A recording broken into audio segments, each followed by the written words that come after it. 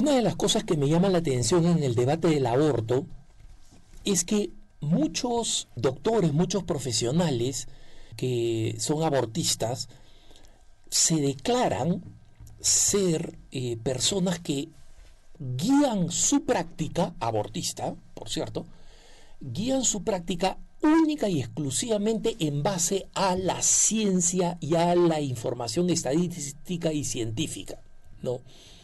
¿Y esto qué cosa quiere decir? Por si acaso, yo he visitado una cantidad enorme de páginas web o cuentas de Twitter de estos abortistas más fanáticos, o sea, que pertenecen, no solamente, digamos, producen abortos, sino que están organizados en instituciones que son que hablan siempre de salud reproductiva, que como saben ustedes ese ya es un término equivalente igual a aborto, y básicamente aborto, ese es lo que ellos entienden por salud reproductiva, o por salud sexual, es el otro tema que tiene poco que ver con enfermedades de carácter sexual, ¿no? O genital. Algún interés tienen en ello, pero fundamentalmente es aborto, aborto, aborto. El aborto es un dogma, el aborto es una religión, es un mantra, y eso es lo que nosotros tenemos que entender, porque pocas veces podemos tener discusiones racionales, sobre todo cuando ellos creen que ellos son los racionales y nosotros somos los irracionales, ¿no? Y sin embargo tenemos que seguir aprendiendo argumentos, tenemos que seguirlos conociendo, no porque vamos a tratar de convencer a los abortistas, por los abortistas hay que rezar, los abortistas militantes hay que rezar, y sabemos que muchos de ellos, desde Abby Johnson hasta el apostolado que ella hace, ¿no? Y muchos otros doctores, simplemente tuvieron una conversión de vida, es decir, no van a ser los argumentos, pero los argumentos son importantes para aquellos jóvenes, aquellas jóvenes que están dudando, que creen que efectivamente el aborto podría ser una cuestión justificada médicamente, científicamente.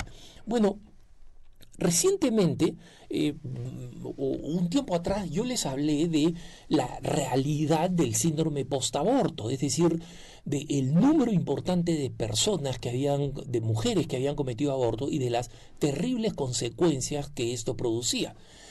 Pero, ¿qué cosa resulta? Que de pronto, a principios de octubre, el New York Times publicó un super estudio, ¿no?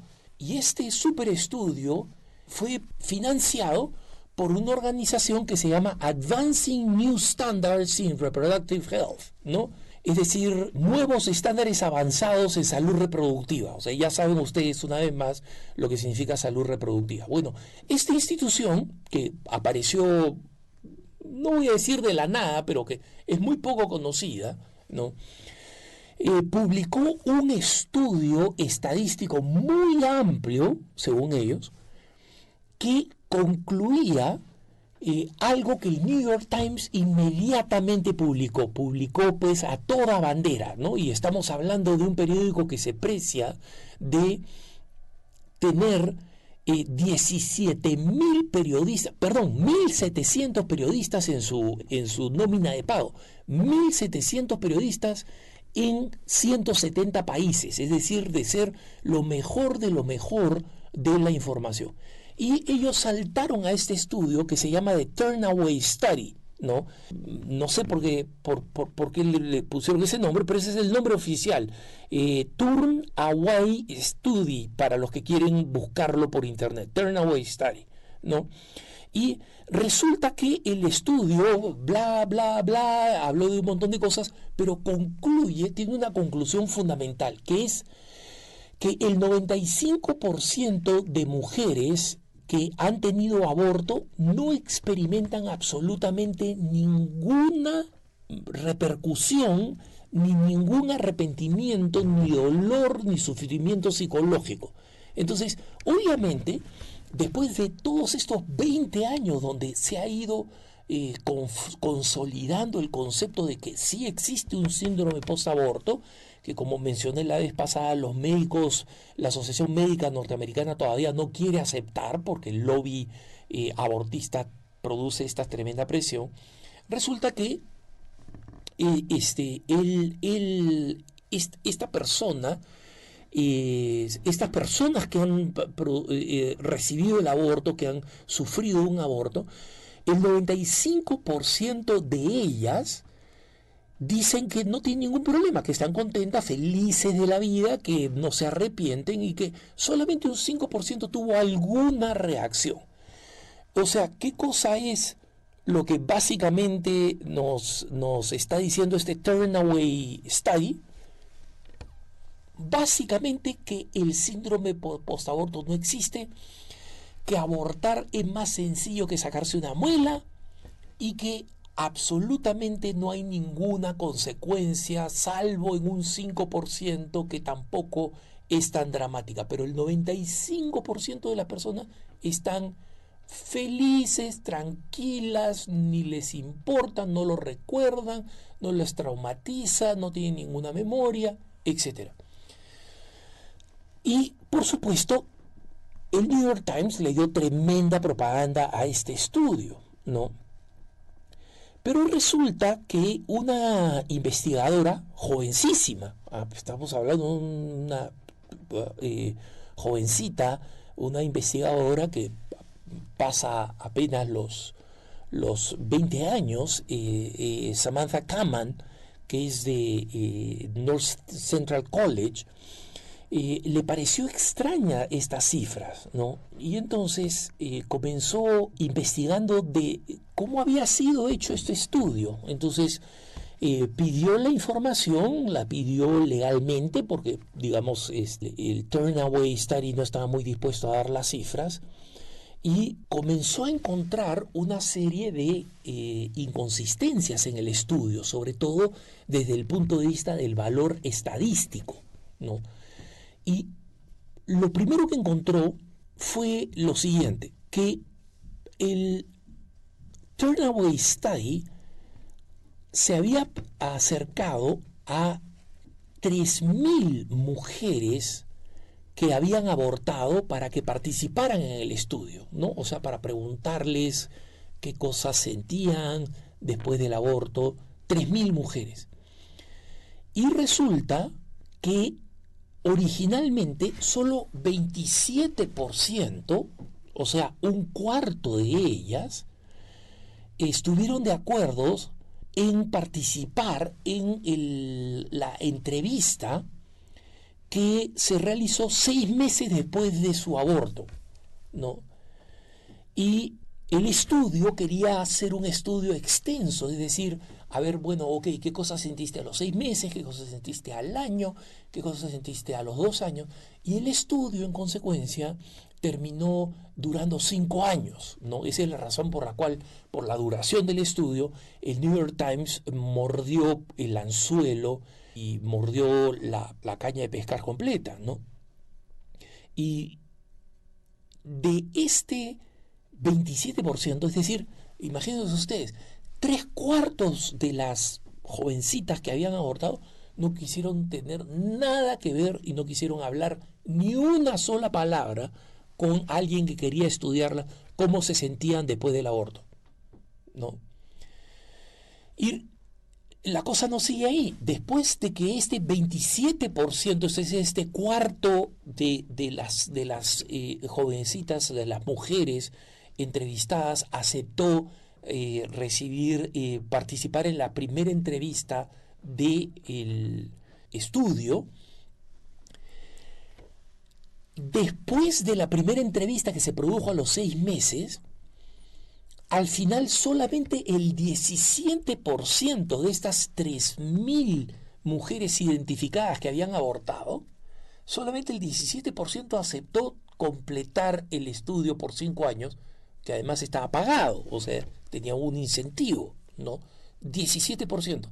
Es decir, hermanos, nosotros de 3.000 muchachas, mujeres jóvenes que han abortado, originalmente solamente un cuarto quiso participar en la primera entrevista realizada a los 6 meses de su aborto y solamente el 17%, es decir, menos de un quinto, decidió responder a las preguntas, ¿no? Entonces, desde el punto de vista estadístico, Este es un índice de participación estadística minúsculo, o sea, prácticamente un buen estadista que simplemente se preocupa por por los números y por el nivel de representación de la población en general, diría, este estudio murió, ¿no? Y lo que resulta interesante es que cuando esta investigadora consultó con el director del Elliott Institute, que es uno que estudia precisamente temas estadísticos de salud, ¿no? O totalmente independiente, que es el doctor David Reardon. El doctor David Reardon dijo, oye, pero estas cifras no solamente no son estadísticamente valiosas, sino que, acá cito lo que dijo, estas participantes están claramente desviadas, digamos, o sea, prejuiciadas hacia un grupo de mujeres que han tenido o que han esperado las reacciones menos negativas posibles a su aborto, y esa es la razón por que estaban interesadas a discutir sus abortos, ¿no? Y que tal vez incluso ya tenían una idea ideológica respecto de la rectitud, de la bondad, entre comillas, del aborto. Entonces, básicamente el estudio no sirve para nada, ¿no? Entonces, obviamente, yo creo que con este dato es bastante contundente de por qué las otras mujeres, cómo se sentirían las otras mujeres si fuéramos simplemente a decirles cómo te sientes después de tu aborto. O sea, el otro 82% de mujeres, cómo se sentirían después del aborto. Y sin embargo, Samantha Kaman, esta jovencita investigadora de North Central College, hace algunas investigaciones adicionales sobre cómo fueron las preguntas, ¿no? Cómo fueron las respuestas, cómo las conductas, las preguntas estaban, digamos, de alguna manera orientadas a decirle, prácticamente, estoy imaginando, ¿no? Acá no estoy diciendo una pregunta real, pero decía, ¿qué tan bien te sientes después de tu aborto? ¿No? O sea, preguntas que básicamente estaban inducidas a tener un resultado.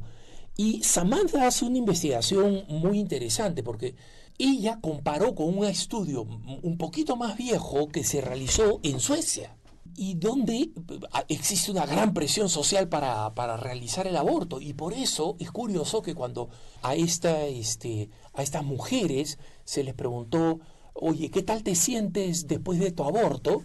Resulta que el 80% de estas mujeres dijeron, bueno, siento satisfacción y alivio por mi aborto, ¿no? Entonces, a estas mujeres, esto sería excelente noticia para el New York Times, no existe síndrome de postaborto, se sintieron aliviadas, ¿no? Pero resulta que se les hizo una pregunta inmediatamente siguiente, ¿no? O sea, recordemos que de este 80%, 20 dijeron que no estaban contentas con su aborto, que estaban traumadas con su aborto. Pero de este 80% les hicieron la siguiente pregunta, ¿no? ¿Y cuántas de ustedes volverían a abortar si tuvieran un embarazo no planificado?